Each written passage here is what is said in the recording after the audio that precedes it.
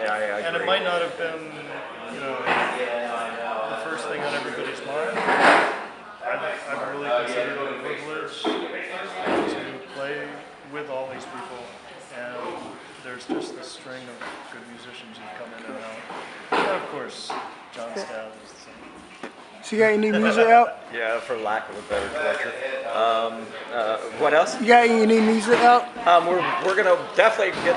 We're working on to get to a point where we're gonna go into our rehearsal space, which oddly enough is Drums Unlimited, where we rehearse where Pete Moffat works when he's doing like drum tech gigs and stuff like.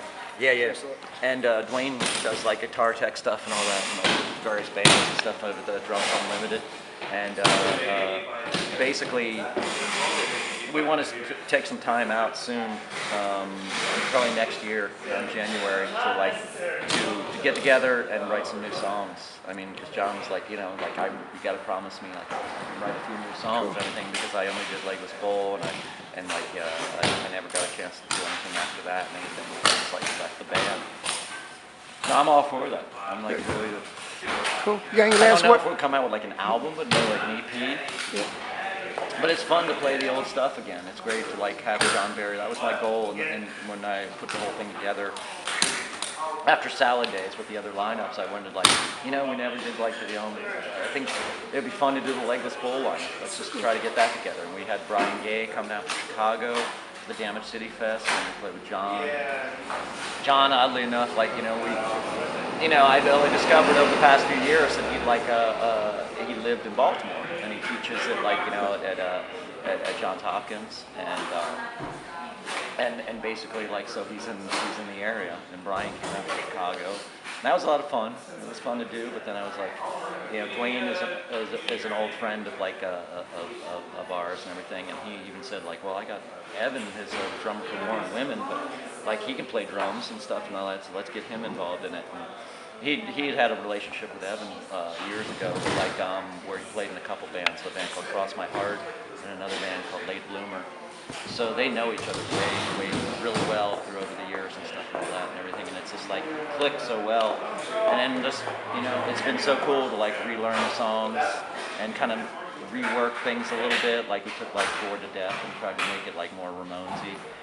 Kind of gave it a little bit more of a push the Ramones button than their version on Fun Just Never Ends, and to sort of revamp Hey Ronnie and put an extra oi-ish kind of chant chorus on it, and do a few things, little things, minor things on GI, to make it a double drum roll instead of just the one roll, the machine gun roll, kind of military thing and stuff. But it's just been a lot of fun to do it again and everything, and it's I keep telling people in general, when it stops being fun, I'm done, because I don't want to do it if it's not fun anymore.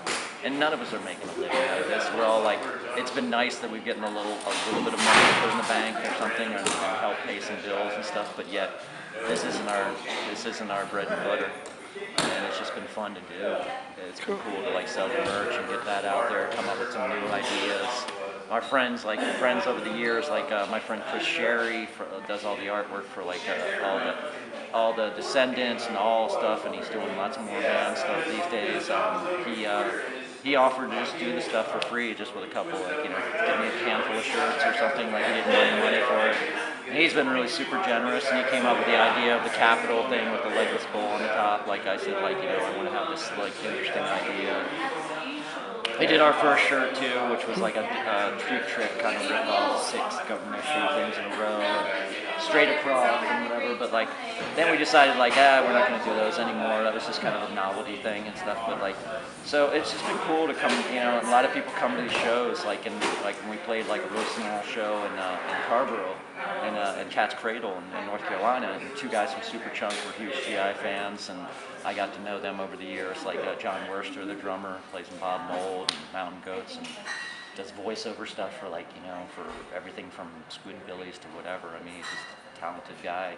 And Mac McLaughlin from both Merge Records and Superchunk came out to see us. And I said, I don't care if we played to 10 people tonight and everything, as you guys were there, and that made the whole show for me, and everything was really cool. And then we keep running into lots of people, and they always have their own government issue stories to tell. And like, luckily my memory banks are definitely still good, that I remember the shows they're talking about, like just like, so I relate, going like, oh yeah, that show at 9:30 Club or this whatever. And it was kind of odd too that on the South I kept running into at least about a couple people per show that used to live in the DC area, and so they've seen plenty of DC shows. And they saw GI in their heyday, or they didn't get a chance to see it. So it's just been a lot of fun to do. It's been cool. And like, you know, like it sounds kind of cliche and stuff, but we definitely had fun doing it. Cool. It got to be like too much, you know, like it got to be like really like a strain, and you know, driving each other crazy. Like, you know, then we're not gonna do it. You know, it's like, Cool. so Cool, thanks. it's been cool.